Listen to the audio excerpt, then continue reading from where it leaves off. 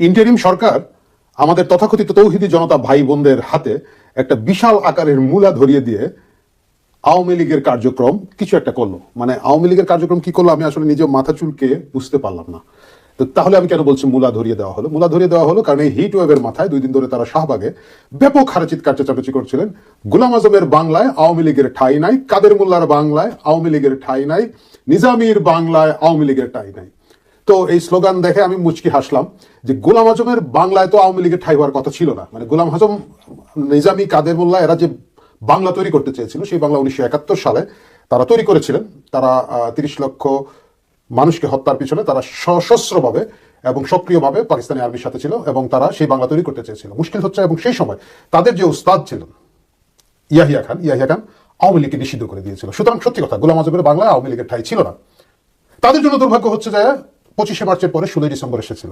তাদের জন্য দুর্ভাগ্যের বিষয় হচ্ছে মুক্তিযুদ্ধে গোলাম আজমের বাংলা ধূলিসাৎ হয়ে, বাংলা নাম গোলাম আজমের স্বাদের পূর্ব পাকিস্তান, যেটাকে সে 78 সাল পর্যন্ত পূর্ব পাকিস্তান পুনরুদ্ধার কমিটির নাম দিয়ে চালিয়ে গিয়েছিল, সেই স্বাদের পূর্ব পাকিস্তানকে ধূলিসাৎ করে দিয়ে আওয়ামী লীগের ঠাঁই হয়েছিল এই বাংলাদেশে। এই যখন বাস্তবতা, সেই বাস্তবতায় এই স্লোগান দিয়ে তারপরে তারা শাহবাগ থেকে আরেকবার যমুনাতে গেলেন এবং যমুনাতে যাওয়ার পরে আমরা দেখলাম যে আমাদের ইন্টারিম সরকার মহোদয় খুব তড়িঘড়ি করে একটা সংবাদ সম্মেলন করলেন এবং সিদ্ধান্ত নিয়ে এবং তারা ফরমান জারি করলেন। ফরমানটা কি?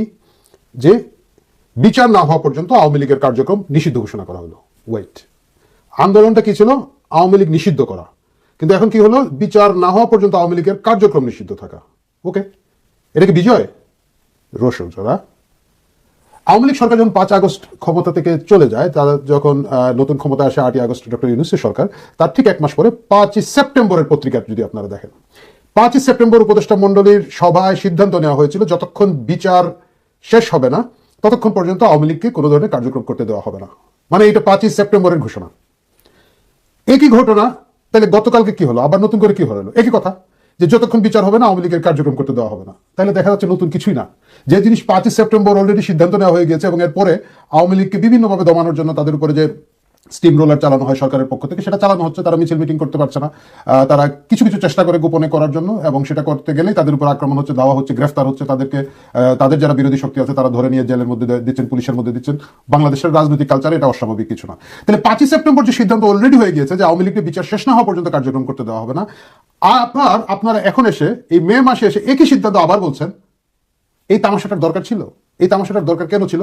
এটা যে দর্শকরা আমার আগের ভিডিওটা মিস করেছেন তারা বলতে পারবেন, মানে তারা যদি দেখে আসেন তাহলে বুঝতে পারবেন। এই গোটা তামাশাই হচ্ছে করিডোরের তামাশায়, গোটা তামাশাটাই হচ্ছে ব্যর্থতা ঢাকার তামাশায়, গোটা তামাশাটাই হচ্ছে আন্তর্জাতিক প্রেক্ষাপটে বাংলাদেশ যে ভালনারেবল অবস্থায় আছে, ডাবল মোরিং টার্মিনাল দেখতে যে মার্কিন লোকজন গিয়ে হাঁটাহাঁটি করে আসছে, এই সব কিছু থেকে দৃষ্টি ফেরানোর জন্য আওয়ামী লীগের 5ই সেপ্টেম্বর আপনারা যে কথা বলছেন, আবার এসে মে মাসে এসে আবার একই কথা বলছেন।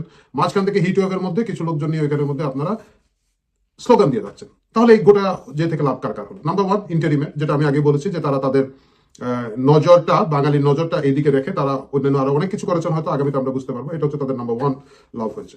নাম্বার 2 লাভ হয়েছে, খুব অবাক হলে আমার কাছে মনে হচ্ছে আওয়ামী লীগের লাভ হয়েছে। মানে আমি জানি যে অনেকে খুব মানে বলবে যে এই লোক বলে কে মাথা পাগল হয়ে গেছে কিনা, না তা না। আওয়ামী লীগের কেন লাভ হয়েছে?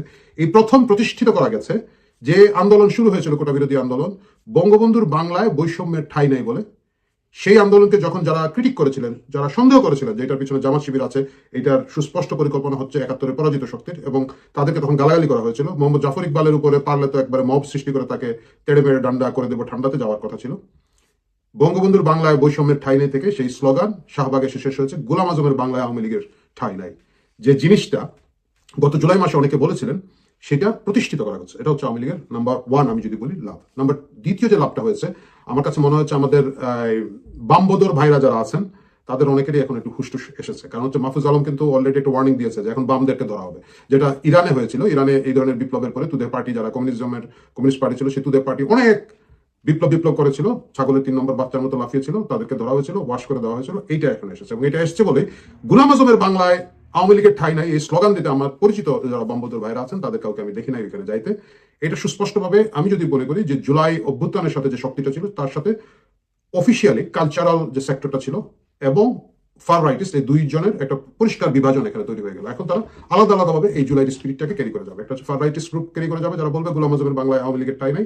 আর আরেকটা গ্রুপ যারা এখন তাদের বিশ্বাসযোগ্যতা নিয়ে, তাদের বুদ্ধিবৃত্তি নিয়ে তারা নিজেরা হয়তো দ্বিতীয়বার একটু চিন্তা ভাবনা করবেন যে আমরা কাদেরকে ফুয়েল দিচ্ছি, কাদের সাথে যাচ্ছি, এবং আসলে কি আমরা গোলাম আজমের বাংলা মেনে নিচ্ছি কিনা না। আমি দেখলাম প্রফেসর আনু মোহাম্মদ অলরেডি এটার একটা মানে ওনার ভাষায় যেভাবে করেন একটা হালকা প্রতিবাদ করেছেন, এবং আমার ধারণা আরো অনেকেই এইটা চিন্তা করবেন যে গোলাম আজমের বাংলা আদৌ সেই গোলাম আজমের বাংলা আমরা থাকতে চাই কিনা না। এই দুটো জিনিসই কিন্তু সরাসরি আওয়ামী লীগের জন্য লাভ হবে। তৃতীয় হচ্ছে পুরো নাটক থেকে গোলাম আজমের বাংলা সুস্পষ্ট হওয়ার সাথে সাথে আওয়ামী লীগের যে স্ট্রেংথ, তার নৈতিক শক্তির যে জায়গাটা ছিল, যে মধ্যবিত্তের কাছে ছিল, বাঙালির কাছে ছিল, এই মানুষগুলা আমার মনে হয় যে আওয়ামী লীগের প্রতি এখন সিম্পেথাইজড হবে, যেটা ছিল না জুলাই আগস্ট মাসে। আমি যদি মনে করি, আমি যতটুকু স্মরণ করতে পারি, আওয়ামী লীগের নিজের দলীয় নেতা কর্মী কতজন আওয়ামী লীগের সাথে ছিল সেটা একটা সন্দেহ। মানে আমি যে ছাত্রলীগ নেতা সার্জিস হাসনাত এদের কথা বলছি না, আওয়ামী লীগ যারা কোর ভাবে বিশ্বাস করে তারা কতজন আওয়ামী লীগের সাথে ছিল তারা এখন ভাববে। এবং তাদের সাথে সাথে যে মধ্যবিত্তরা তখন জুলাই আগস্টের ছাত্রদের উপরে নির্যাতনের প্রতিবাদে রাস্তায় ছিল, তারা এখন বুঝতেছে যে এইটার পিছনে যে মেটিকুলাস পরিকল্পনা ছিল সেই জায়গাটায় আওয়ামী লীগের একটা স্টেক হোল্ডের জায়গা তৈরি হয়েছে। আলটিমেটলি আওয়ামী লীগের কোনো ক্ষতির জায়গা আমি নতুন করে দেখছি না। আওয়ামী লীগ জুলাই আগস্ট মাসেও মিছিল মিটিং করতে পারতো না, আগস্টের পরবর্তীতে মিছিল মিটিং করতে পারতো না, সেপ্টেম্বরের 5 তারিখ অফিসিয়ালি নিষেধ করা হয়েছে যে তারা করতে পারবে না, এখন মে মাসে আবারও নিষেধ করে দেওয়া হয়েছে। তবে আগামীতে আওয়ামী লীগের বিচার সাংগঠনিকভাবে হবে, এবং সেইখানে আমি যদি এখন মনে করি যদি পরিস্থিতির পরিবর্তন না হয় তাহলে আওয়ামী লীগকে অফিসিয়ালি নিষিদ্ধ করে দেওয়ার একটা চেষ্টা থাকবে, এবং সেটা হয়তো হয়ে যেতে পারে। এবং সেই জায়গাটায় এসে আওয়ামী লীগের কিভাবে এটাকে রাজনৈতিকভাবে ডিল করবে এইটা একটা প্রশ্ন আছে। আওয়ামী লীগ সেটা রাজনৈতিকভাবে ডিল কিভাবে করবে এই ভাবনা চিন্তা যদি অগ্রিম তারা এখন শুরু করে, তখন হয়তো তারা এটাকে খুব ভালোভাবে সামাল দিতে পারবে।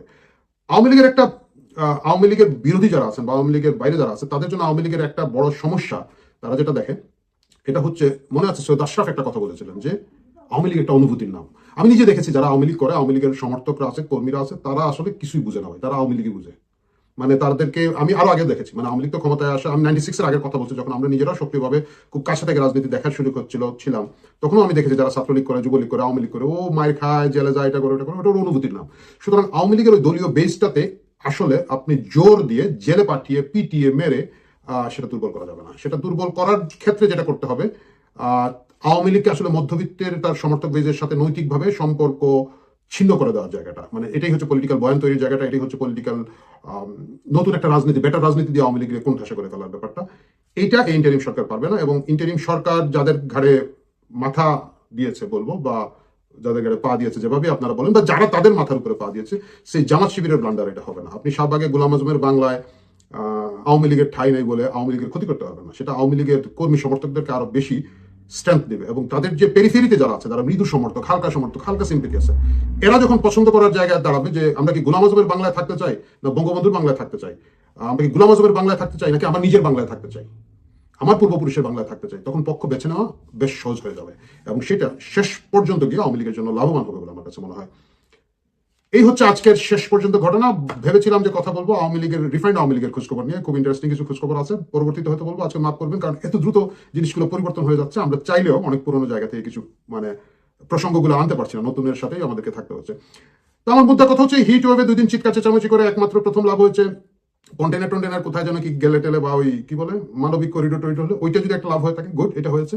এর বাইরে ইন্টারিমের কিছু লাভ হলে হতে পারে, আওয়ামী লীগের ক্ষতি হয় নাই, কিছুটা লাভই হচ্ছে আমি বলবো, এটা হয়েছে।